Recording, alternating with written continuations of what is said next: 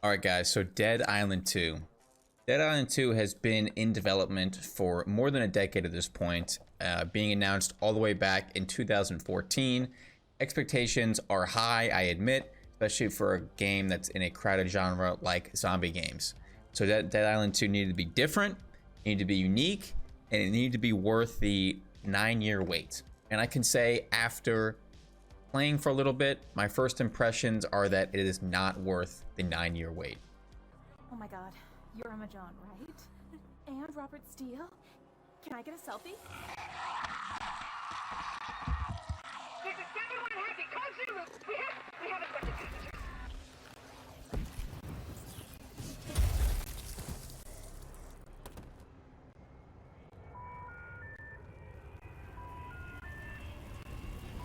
She always likes surprises.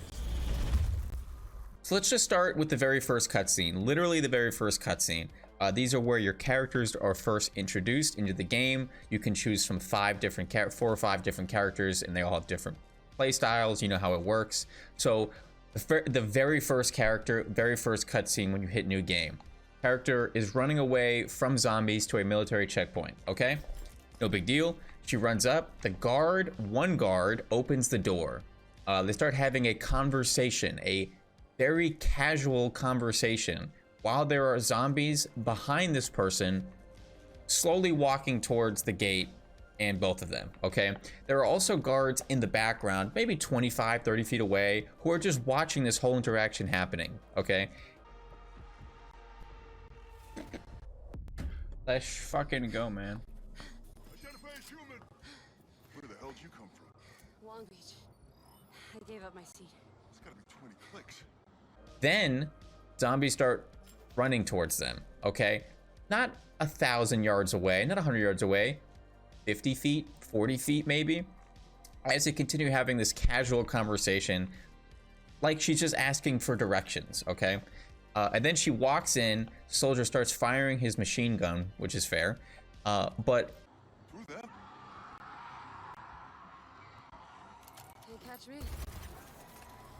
the cutscene ends after that. Okay, now why do I have a problem with this? Not that big of a deal, right? But for me, it's the first cutscene, and immediately it just seems far too casual of a thing to happen. If the cutscene continued, that soldier is dead. That soldier is gonna die because he cannot kill 5-10 zombies who are all charging at him, and he doesn't even close the gate. He could close the gate and get behind it. He decides to stand his ground while the other guys behind him, the other military guys behind him, are just watching this happen. So immediately, it seems like they're not in a very serious situation. It's supposed to be a zombie apocalypse. It's supposed to be the end of the world as they know it. And they are just having a casual conversation as zombies are walking towards them. They don't seem threatened by the zombies. If they don't seem threatened by the zombies, they have no fear.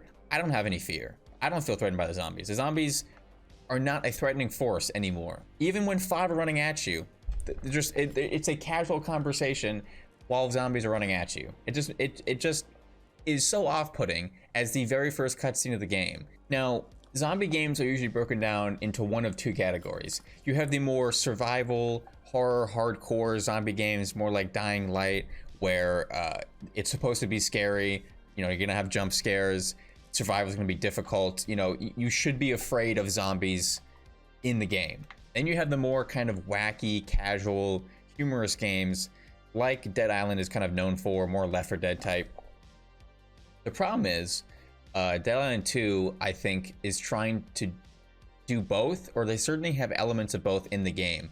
And I'm not really sure which one they're trying to do. It seems to me like a much more casual, wacky, humorous type of a zombie game. But again, the genre is just so oversaturated with these type of casual, humorous, wacky zombie games that I feel like the timing is just not great for the game. Even how the characters in the game interact, they act like it's a very casual thing, that the world around them is literally crumbling before their eyes. It's a zombie apocalypse. In real life, people would act like it's the end of the world for them. And it certainly would be for most of them. But for these people, it's just like another Thursday. It's so odd that they're just so casual about this. There's no way anyone would react like this in real life. That's why there's such a disconnect. I can't connect with characters who act like it's just another Thursday where they've done this before and it's just part of their routine to survive like another zombie apocalypse in their hometown. It just makes no sense to me. Even how the characters are talking to each other. For instance, one of the characters is talking about how he's only supposed to be in LA for like 2 or 3 days and he has to go see his brother. He can't be stuck in LA. Dude, they're literally saying like, bro, like I need to go see my brother. I was only supposed to be in LA for 2 days. It's a zombie apocalypse. Like it doesn't make it's so like it's almost like the game doesn't know what the game is about. As if he just got a flat tire. He's like, I can't be stuck here. I have to get a new tire. I have to call the mechanic. He's gonna come onto the highway, give me a new tire. Then I'm gonna be off on my way. I'm just gonna get in my car and drive out of LA to see my brother. As if it's not like the end of the world zombie apocalypse scenario, like it actually is playing out in front of them. But for me, there's just a massive disconnect there because they're not acting like the situation that it's actually in. This makes no sense. It's like they make it sound like the city's locked down, but like why are you taking flights out of a city that's covered with zombies if only the city is infected? Which does kind of play towards the, admittedly, does kind of play towards the casual, wacky, humorous type of gameplay that maybe they're going for. But even in those scenarios, no one's acknowledging the fact that it's a zombie apocalypse. We need to go. I'm not just gonna leave them here to die. I mean, perhaps we should stay. Darling, the world needs you. Alright, this cutscene's taking too long, man. Holy fuck. Okay, Michael, if you're sure. Here is my address in case you change your mind. Good luck. What? How does this make any fucking sense, dude? How are they just gonna go home? Hey, are you Emma Trant? Like, it's so otherworldly to me. I can't connect with characters who just don't have any connection to reality. The other casual aspect that I think is just such a weird choice is obviously you're playing in LA, in Hollywood. You're gonna have lots of mansions around, okay? So the first real base or shelter you have, home base where you're safe, is literally a multi-million-dollar fully furnished mansion that for some odd reason, okay, in a zombie apocalypse, every building has working power, working water, plumbing, and cable. For some reason, those civil infrastructures are still working perfectly fine like nothing happened.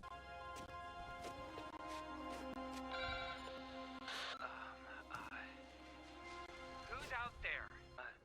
Okay, come in. Thank God. Oh, God. Oh, my head's gonna explode.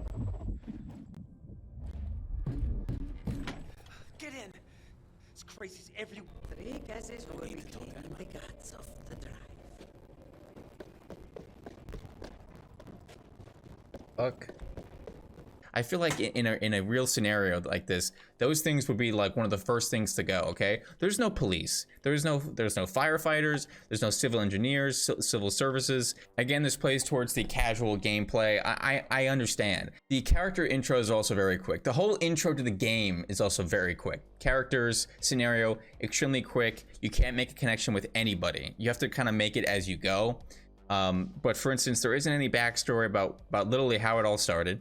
About what's going on, about where the military is, about what's the government doing, and how widespread the zombie apocalypse is.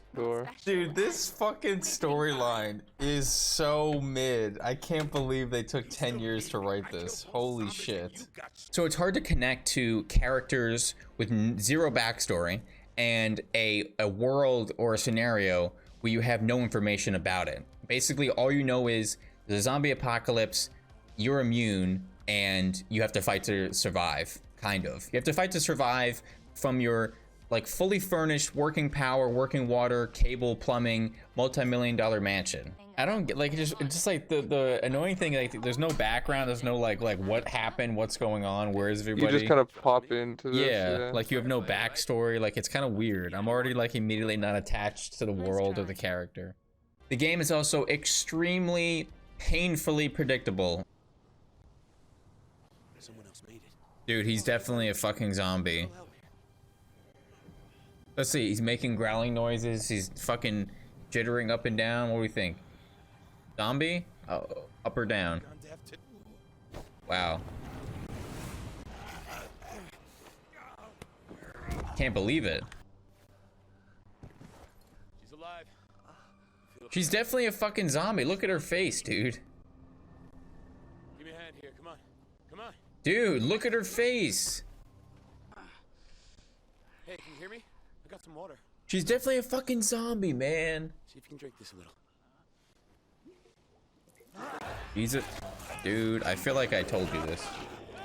Painful cliches, annoying cliches, especially with the characters. Annoying cliche characters are just the worst. The storyline is like so predictable. It's like the fucking Hollywood person like doesn't care about anyone else but herself, but like through like will be like redeemed by the end of the game because like she'll become like a nice person. And then she's got like a fucking wimpy ass beta cuck assistant, and you can literally predict how those characters are going to play out, what their narrative's going to be. It's just painful, especially for a game 10 years of development, and the best you could come up with were just cliche painful characters. Like I said, it's only been 3 hours of gameplay, so maybe these characters will surprise me, maybe they will change, but right now I'm very disappointed with the predictable cliche-ness that's been going on. The good thing is the combat's great. The combat's always been good in Dead Island games. If you don't get the combat good in a zombie game, you're kind of done for. They do it well, it's smooth, and there's also the addition of like special moves you can do, not only with characters, but you get these cards you can also use. So for instance, you have the jump kick, which I love the jump kick. If you've played Dying Light, you know that is just a fun thing to do. You just jump and just kick somebody in midair. That is so much fun to use in the game. Oh, I can drop kick.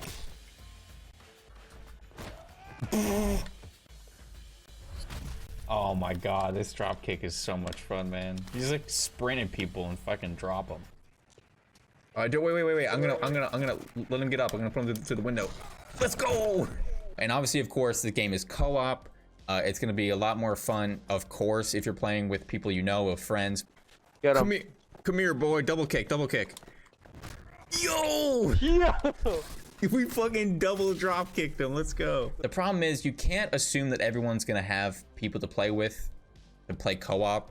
So you kind of have to judge a game based off how good it is playing by yourself, and then maybe give a separate score for co-op. All right, so those are my first impressions with the game. Only 3 hours into it. Listen, I want this game to succeed. Any game that has 10 years of development, I really want it to succeed because you put so much effort into it. You kind of needed to succeed at that point.